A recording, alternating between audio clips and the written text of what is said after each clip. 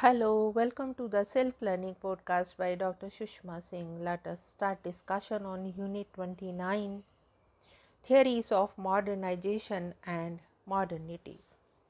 And our topic is Implication of Modernization Theories. As you have noticed that there is a heavy Western bias in these theories and their implications. Modernization theory itself is mostly a Western product and sets up these societies as an ideal that the less developed countries must follow without hesitation, including capitalist ideology, because this works and works better. However, dependency theory takes a wider global perspective. It points out that the problems faced in development are not just those of social structure in traditional societies, but in large part due to worldwide structures imposed by the Western world or the North. Thus, Andre Gunder Frank has pointed out that the relations between the North and the South are arranged as a chain described by him as metropolis satellite relationships. Thus, we can see that there is an underlying hierarchy in the world relations. At the top of the chain is the metropolis US that has no strong dependency on other regions. We then go to the strong dependencies but are dependent on the USA or other well-developed Western societies for aid or any other kind of help. The downward chain continues and culminates right down to states or nations which are very highly or even totally dependent on the nations higher up in the hierarchy of dependencies for almost everything in food, fertilizers, clothes, automobiles, machines, etc. According to Frank, such dependencies become a problem when a state wants to develop itself economically and socially. Thus, such moves often call for sanctions against the satellite states by the metropolises on which satellite is dependent. This means also that dependency of this sort of stems the freedom to choose by satellite states and to try and evolve in their own way, because whatever they have by way of economic wealth is consumed by the nations higher in hierarchy.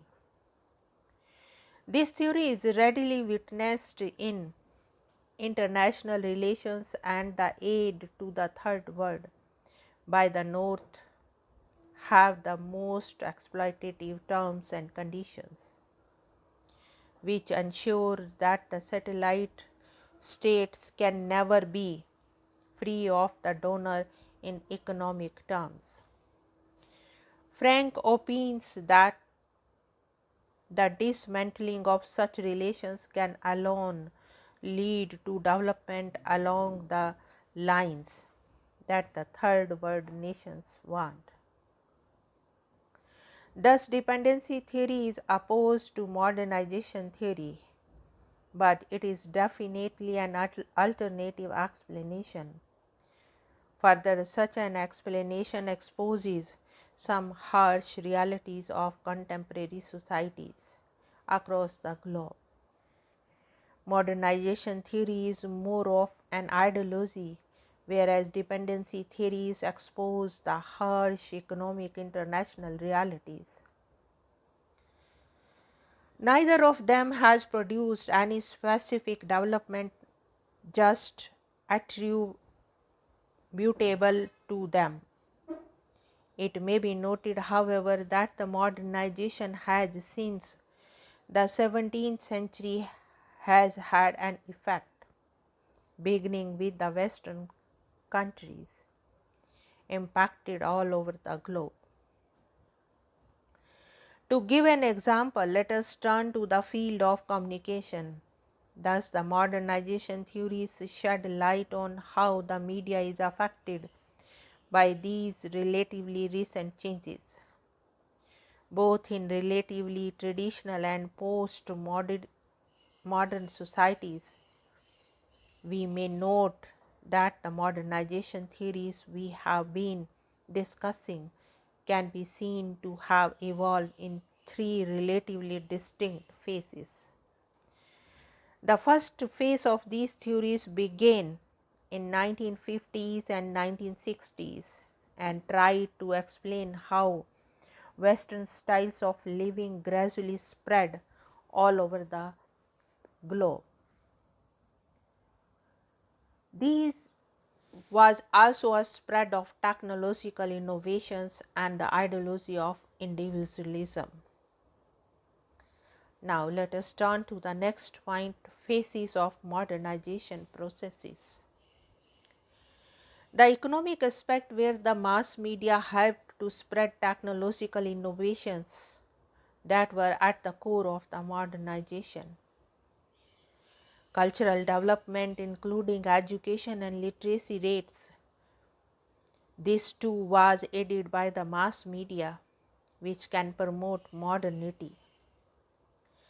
Identify development, especially our rational identity, was also helped by the media, including the process of nation building and elections. However, a basic shortcoming of these approaches to modernization was their Western bias. Now, the second phase of modernization was linked to critical theory that held away in the 1980s. These theories are in fact a critique of the Western impact of modernization.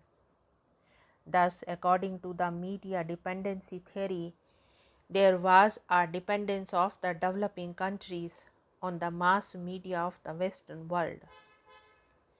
That is to say, the peripheral countries depended upon the core.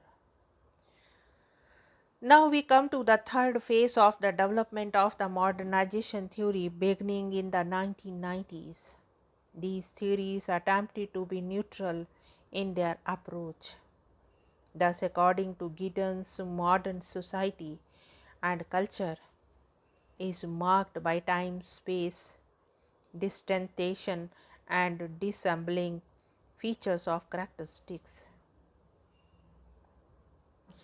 Thus, while traditional society involves much face-to-face interaction by those living in proximity to each other, in modern cultures and societies, the space across which interaction occurs using mass media. Thus, the disembedding process such as currency, symbols, the internet and English language all help bring the North and South into a clearer focus. We now turn to another area of modernization which has its presentation and analysis based on the work in India in our next session. Now let us wind up the session and take rest. Thank you very much for engaging yourself with the Self Learning Podcast.